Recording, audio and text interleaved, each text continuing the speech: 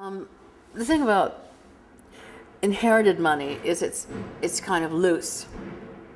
This is going to happen. Loose in the sense that you didn't actually earn it, so you feel that you might do something very wonderful or fine or grand or be a part of a rock band or you know, go to Everest or in some cases start a museum, and that's where a lot of museum activity takes place, and that's really where a lot of collecting takes place, or used to take place. We're hearing a building that's being torn down. Maybe this one, and maybe we won't have anything left around us when the interview ends. But this was different kind of money. It seemed to come from something related to the technical world, and it also had to do with names. And here became part of the downfall of the social interest in this project, because a lot of artists who I told about it and told to come by, not that I could tell them very much, but to tell them to come by and sense the irregularity of the activity, were afraid that this had to do with selling names for marketing of some sort. And so they didn't want their names to be used, and they didn't want, and the other more paranoid artists, of which would be about 20% of the artists in New York would be either conspiracy nuts or pretty paranoid. They were paranoid that their names would get on lists for the government, because of course the government, who knows what the government is, but it's a big G word. So there you are. You don't want your name on any list. And if it is on a list, a mailing list, you want people who are collectors coming to your show.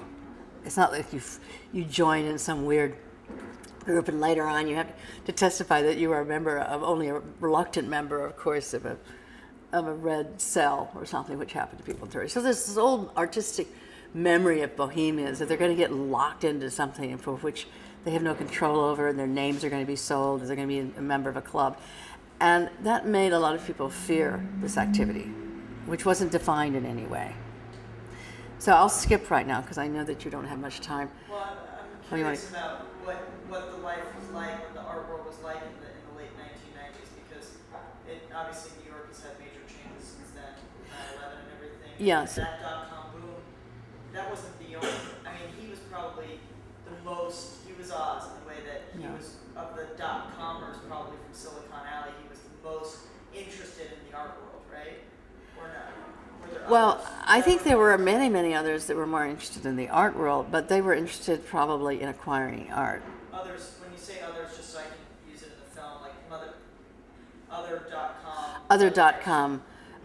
I mean, I don't know the economic history because I don't ever sell any art. I don't buy any art. I'm completely disconnected from the financial world, other than that we have great and generous trustees who give us money, so I'm aware of it. And I was certainly aware that the dot-com world collapsed. But the dot-com world gave a lot of people fast money. It's not inherited money, and it wasn't earned money. I mean, in the sense that you really work for 20 years and build up something and you earn it. It was like magic money. And a lot of the magic money that was involved with art became involved with collectors. That's what they did. They exchanged their magic money for works of art, which they have, and put in their now no longer existing condominiums.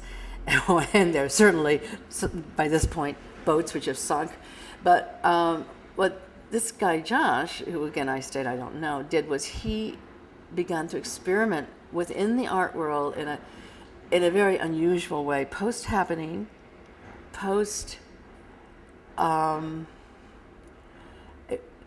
it could have been almost more related to theater projects, in fact. If one was really going to take a contemporary form of art activity and say, what's really weird that's gone down?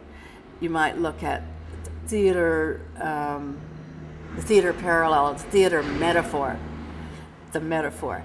I mean, there's the bread and puppet theater was an important theater in the late 60s that carried forth messages to the public, but in sort of medieval pageantry.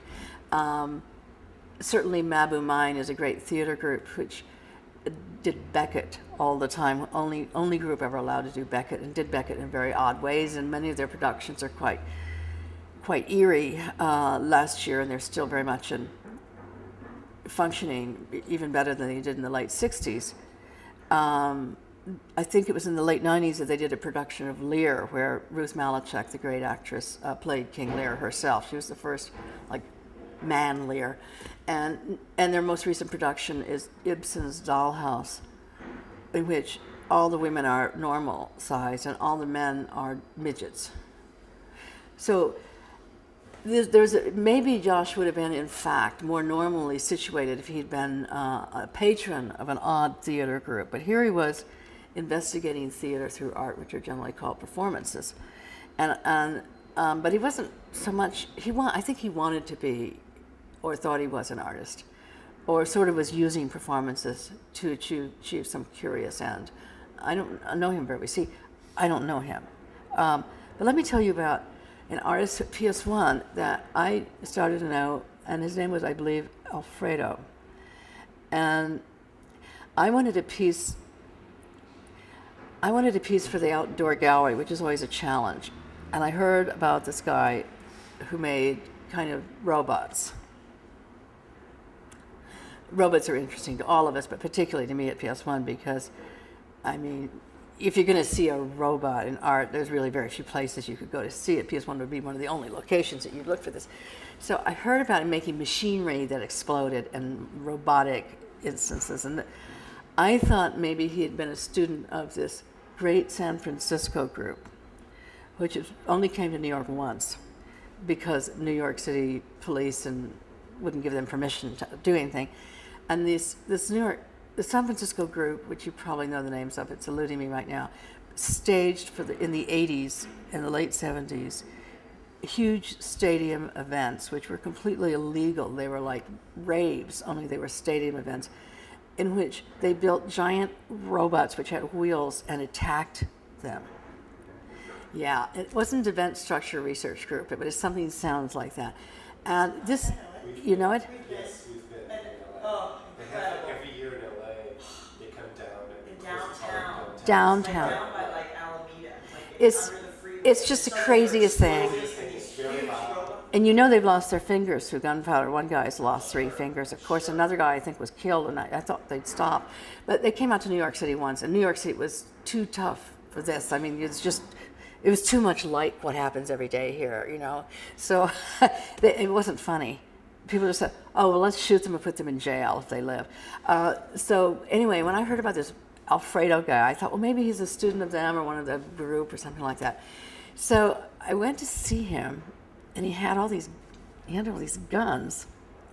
And he said, yeah, you can have the robots. I have a collector who has the robots. And he drugged the robot to PS1, and it was fantastic. I mean, we put it in the courtyard there. And, I mean, there were 2 or 3 of them. They were wonderful, and they would go up and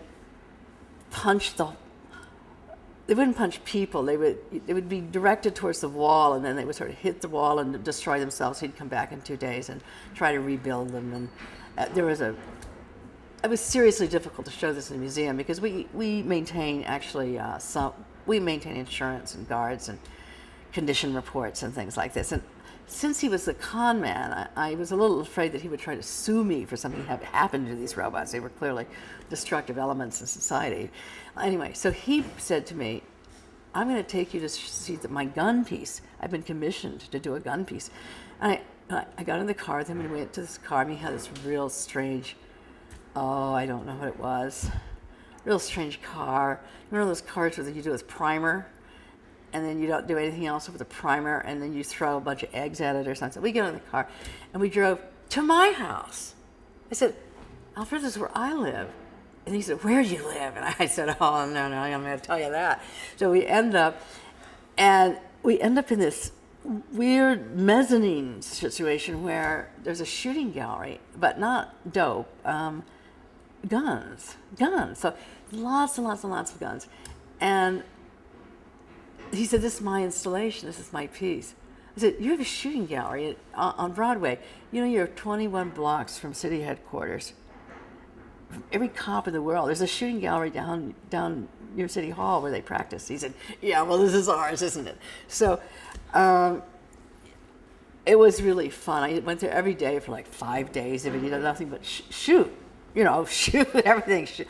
I'm an okay shot, not good or anything. I was raised in Illinois, in the Midwest, and South Dakota, so I'm okay with like a 22, not with pistols. There were pistols there, and that people were going at it. It was just a crazy and somewhat dangerous scene because you knew that someone was going to flip out. This was going to attract someone who was not part of the tribe.